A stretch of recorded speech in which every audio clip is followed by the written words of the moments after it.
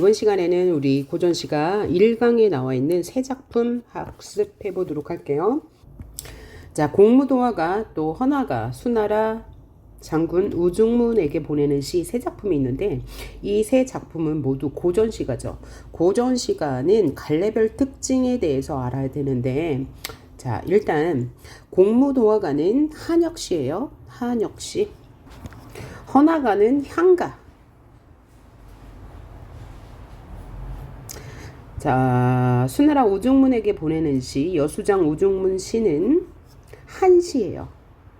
자, 그러면 한역시는 뭘 말하냐면, 원래 사람들에게 먼저 불리다가, 노래를 불려지다가 한문으로 번역해서 써놓은 시.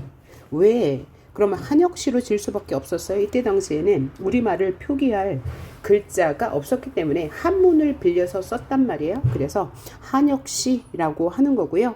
향가는 역시 우리말을 표기할 우리 고유의 글자가 없었기 때문에 한문을 빌려서 표기하는데, 얘는 한자라고 하면 안 되고 그냥 뭐라고 해요? 차자 표기법이라고 해요. 한자를 빌려서 우리말을 표기했다. 그래서 차자 표기법이고요. 한시는 처음부터 한문으로 지은 시예요. 자, 처음부터 한문으로 지은 시인데, 그러면 한역시와 한시의 차이점은 뭐냐면, 자, 한역시는 노래를, 불려지던 노래, 즉 굽이 전승되던 노래를 한자로 기록한 것이기 때문에 개인이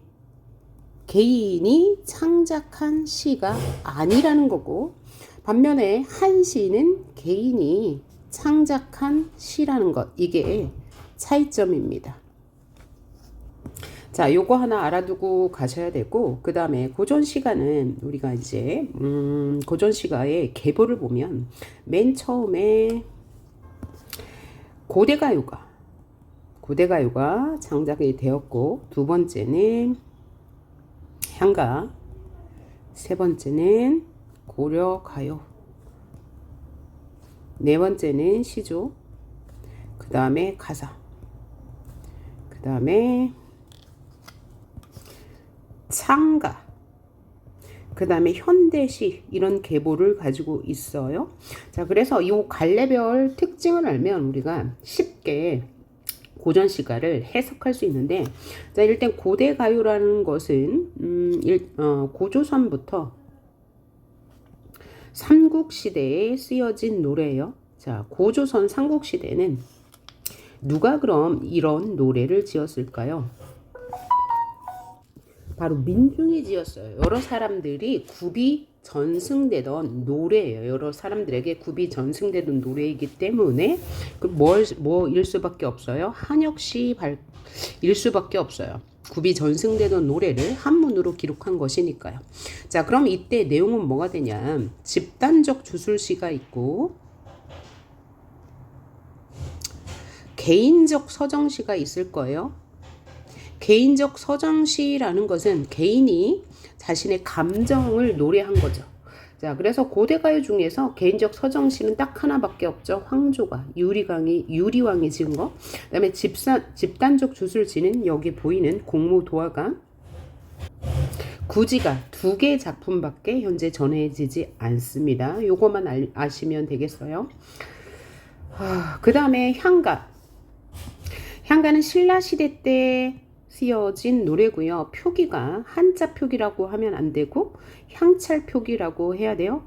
한문을 빌려서 독특하게 우리나라식으로 만들어서 기록한 것이기 때문에 향가죠. 신라시대에 불렀고, 자, 그러면 신라시대의 향가는 누가 이런 문학을 창작했을까요? 바로 귀족이죠. 귀족과 승려. 이때 당시에 승려는 식자층이었기 때문에 이제 이런 문학을 향유할 수 있었을 거예요. 자, 승려들은 어떤 노래를 불렀냐? 자, 찬기파란가, 모죽지란가, 뭐 원앙생가, 뭐 안민가, 제망매가, 뭐 이런 작품들을 보면 다 뭐예요? 추모시예요. 추모시. 추모시. 그러니까 뭐 화랑도, 낭도가 죽어서 슬퍼하면서 그것을 애도하는 시. 이런 시가 대부분이고요. 작자층이 주로 승려이기 때문에 불교적 색채가 강하겠죠. 자, 그 다음 봐야 할 것이 고려가요예요. 고려가요는 고려시대 민중이 불렀던 노래를 이제 우리는 고려가요라고 합니다. 자, 민중은 일반 백성들이 불렀다는 거죠. 그런데 오늘날에 왜 전해지냐, 어떻게 전해질 수 있었어요? 바로 이제 조선 초기에 한글이 창작되면서 그것을 궁중음악으로 사용하기 위해서 기록된 것입니다. 그래서 당시 유행하던 노래를 이제 궁중음악에서 궁중음악의 가사로 사용하기 위해서 기록된 것이기 때문에 겹치는 내용이 많아요. 또 사랑과 이별에 관한 내용이 많습니다. 이렇게 생각하시면 되고, 시조는 고려 말부터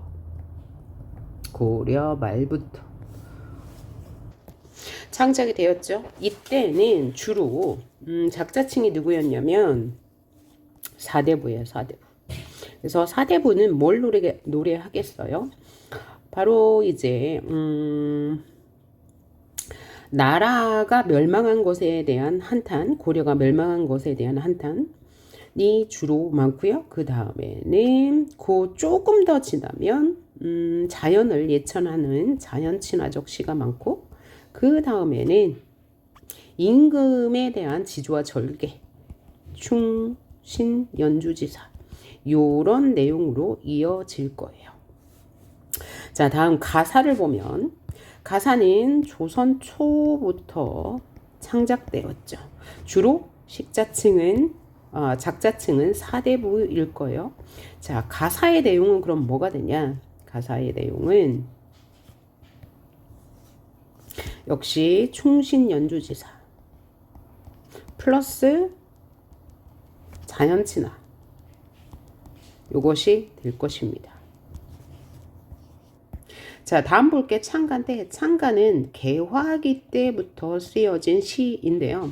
이 창가는 거의 작품성이 없습니다. 원래 이제 시 문학이라는 것은 비유와 상징이 많아야 시다운 건데, 이 창가는 신문문에 대한 찬양을 내용으로 했으며 뭐 비유와 상징이 들어가지 않아요. 그래서 거의 수능에서는 안 나옵니다. 다음으로 이제 일제강점기부터 쓰여진 것을 우리는 뭐라고 해요? 현대시라고 하죠.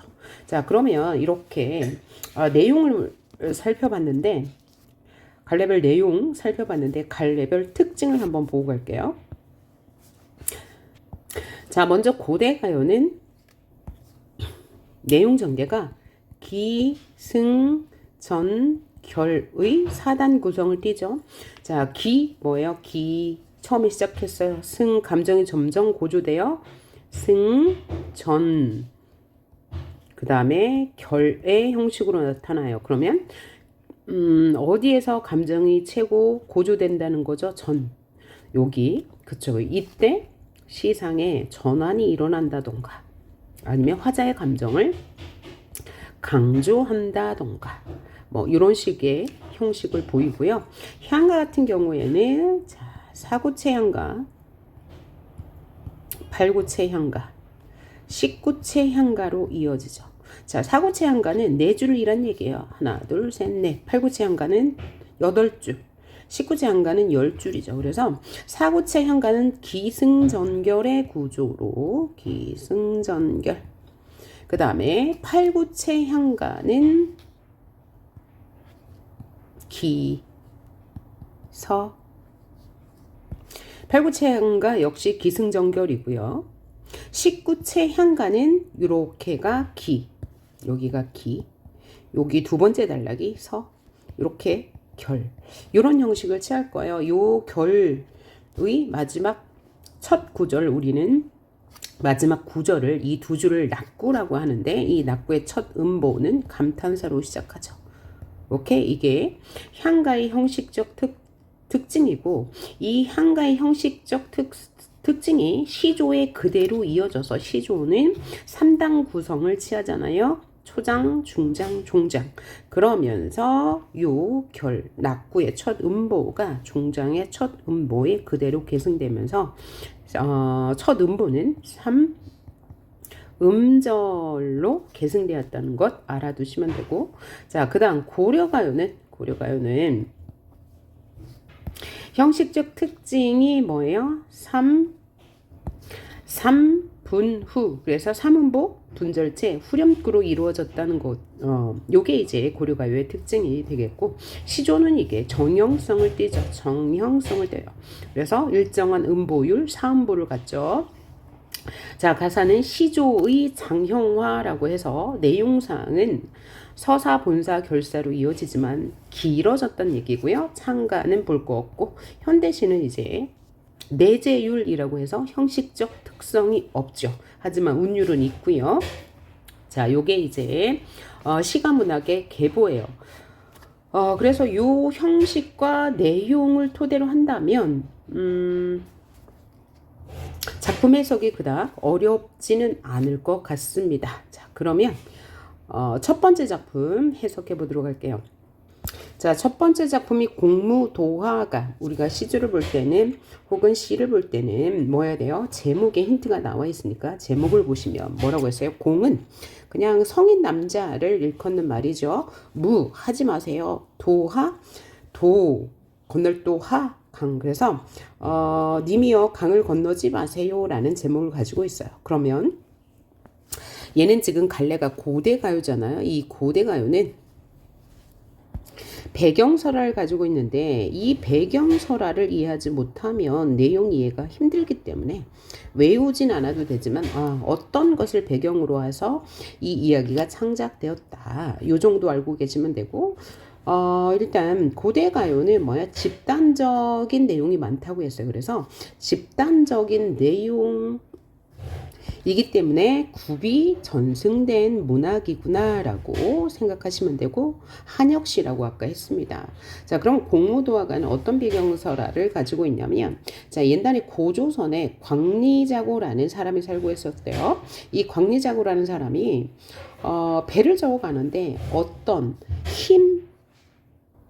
흰머리 백수, 흰머리를 가진 광부, 미친 사람이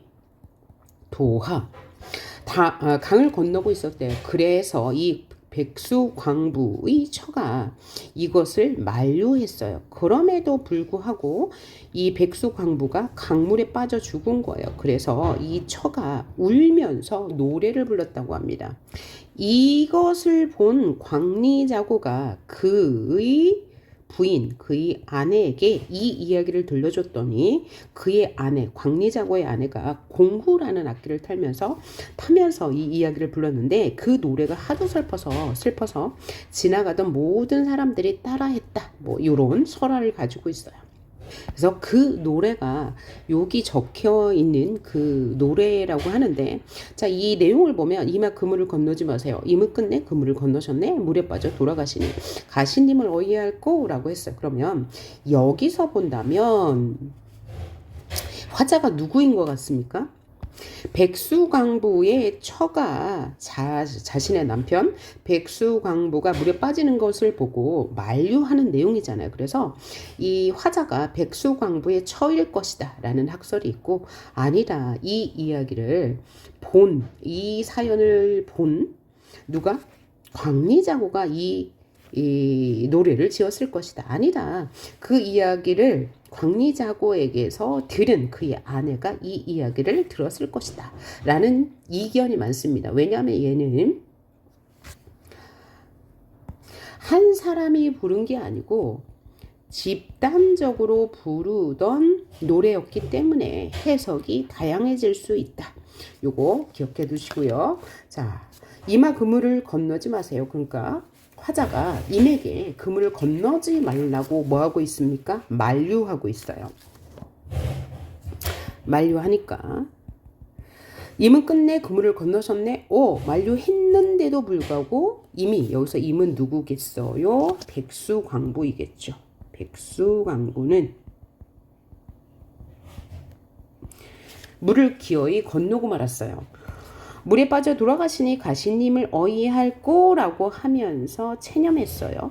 그래서 여기 화자의 태도는 체념이다라는 것 알아두시고, 하나 더 이 물이 갖는 의미, 여기서 물은 백수광부가 빠져 죽었죠. 그래서 죽음의 의미를 가지고 있고, 또 백수광부의 처의 입장에서 보면 이별이니까 이별의 의미를 가지고 있다라고 생각하면 되고, 우리 시가문학에서 물이 갖는 상징성은 다양합니다. 첫째로는 이와 같은 죽음과 이별을 상징하기도 하고요. 두 번째는 가변성을 상징하기도 합니다. 왜냐하면 물이라는 것은 담는 그릇에 따라서 그 모양이 달라지기 때문이죠. 그 다음에 원형적 상징, 즉 전 세계적으로 물의 이미지를 떠올려 볼 때는 생명의 이미지도 있고요. 그 다음에 정화의 이미지도 있습니다. 그래서 이 시의 문맥에 따라서, 시의 내용에 따라서 다양하게 해석이 될 수 있고, 또 하나 여기서 이 공무도가에서의 물은